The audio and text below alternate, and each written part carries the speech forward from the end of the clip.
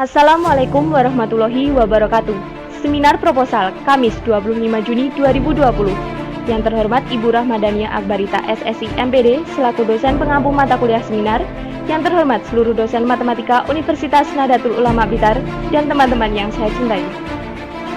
Perkenalkan, nama saya Endah Setiawati, mahasiswi Matematika 2017 dengan NIM 17442011032 dengan bangga mempersembahkan seminar proposal dengan judul Regresi Robus Metode Less Trim Square atau LTS dan Metode Estimator S pada Produksi Padi di Kabupaten Blitar.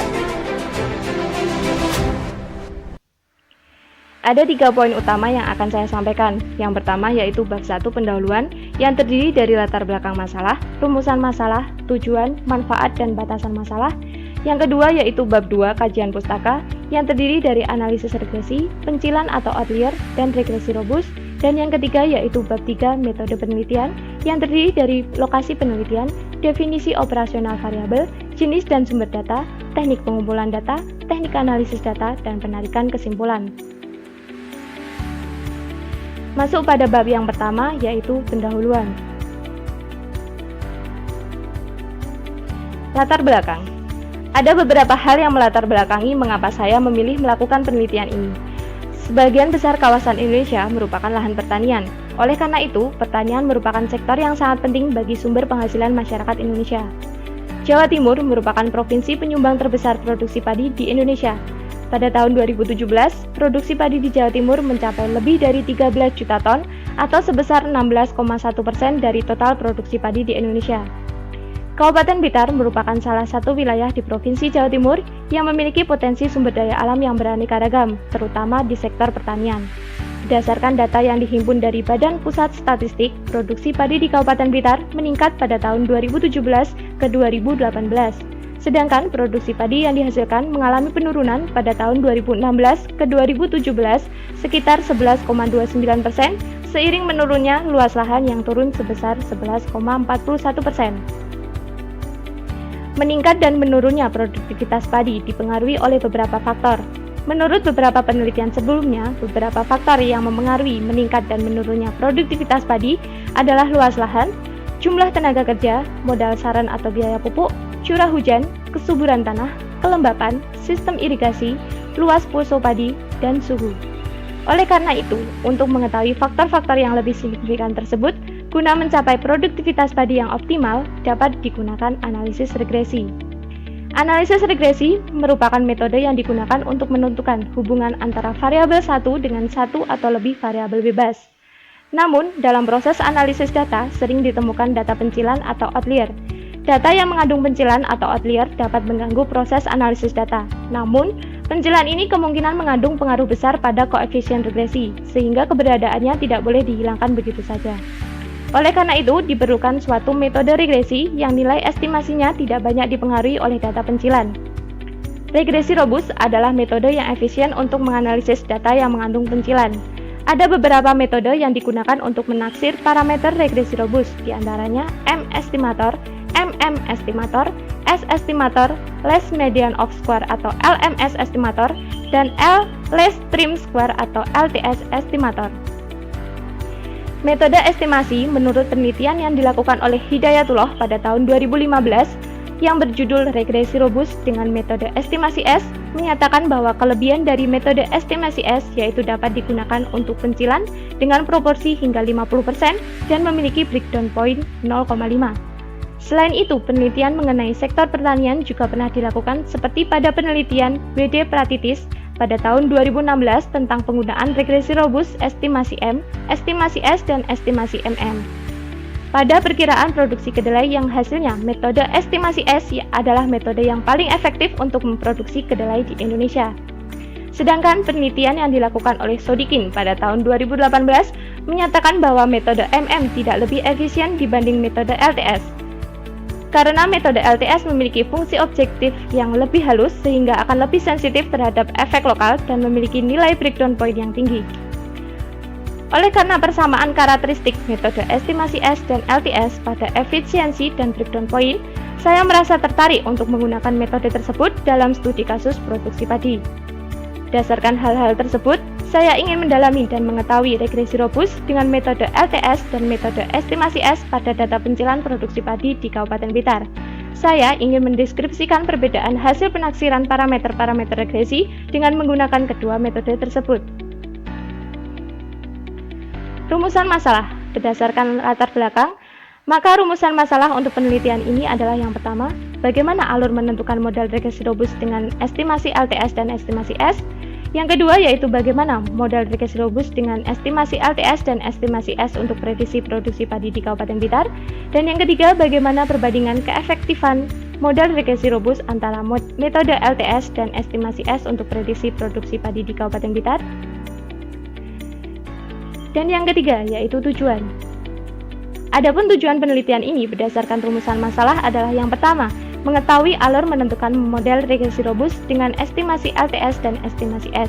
Yang kedua yaitu mengetahui model regresi robust dengan estimasi LTS dan estimasi S untuk prediksi produksi padi di Kabupaten Blitar.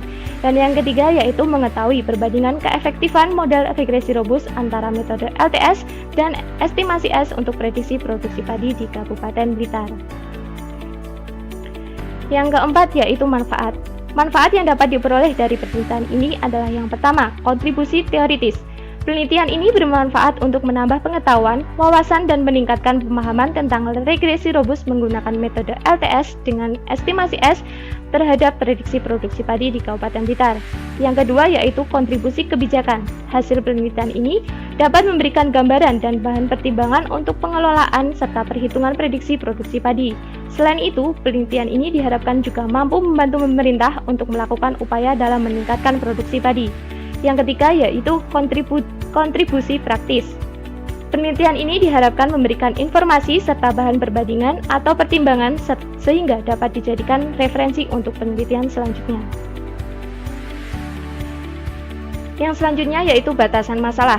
Penelitian ini hanya difokuskan pada variabel luas lahan, biaya pupuk atau modal saran, curah hujan, dan jumlah tenaga kerja dalam bidang pertanian terhadap produksi padi di Kabupaten Blitar. Metode yang digunakan untuk menaksir parameter regresi robust adalah metode LTS dan estimasi S. Dan juga data penelitian ini hanya menggunakan kurun waktu 10 tahun dimulai dari tahun 2008 sampai 2018. Pada bab 2 yaitu kajian pustaka. Yang pertama yaitu analisis regresi. Analisis regresi merupakan metode yang digunakan untuk menentukan hubungan antara variabel satu dengan satu atau lebih variabel bebas.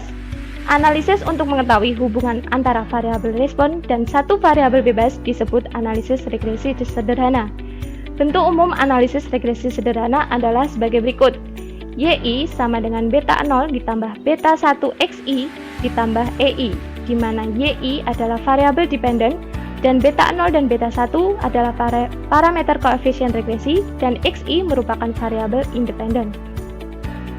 Data suatu pengamatan seringkali tidak hanya diakibatkan oleh satu variabel bebas, namun juga dapat diakibatkan oleh dua atau lebih variabel bebas. Oleh karena itu, analisis data yang terdiri dari banyak variabel disebut analisis regresi berganda. Bentuk dasar dari model regresi berganda adalah sebagai berikut.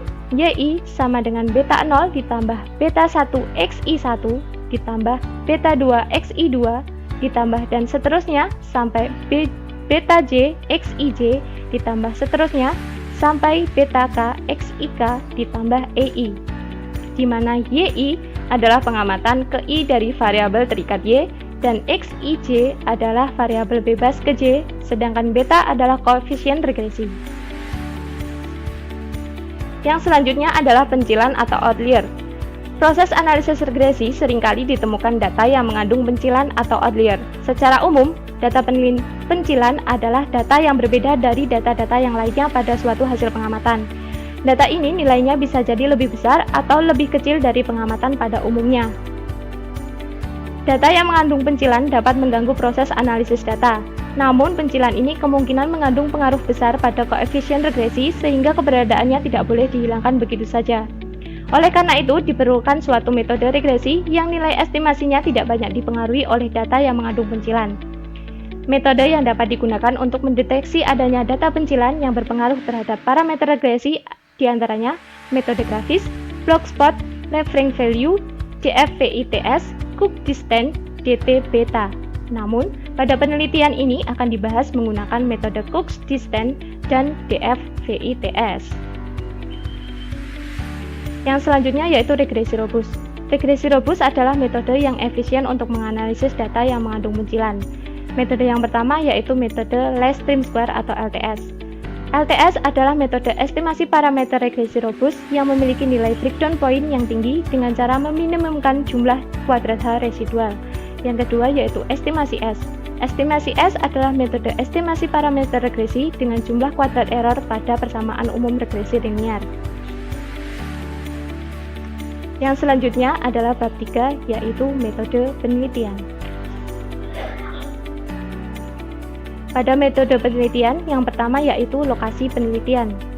Lokasi penelitian ini di Kabupaten Blitar, yaitu pada seluruh kecamatan di Kabupaten Blitar pada tahun 2008 sampai 2018.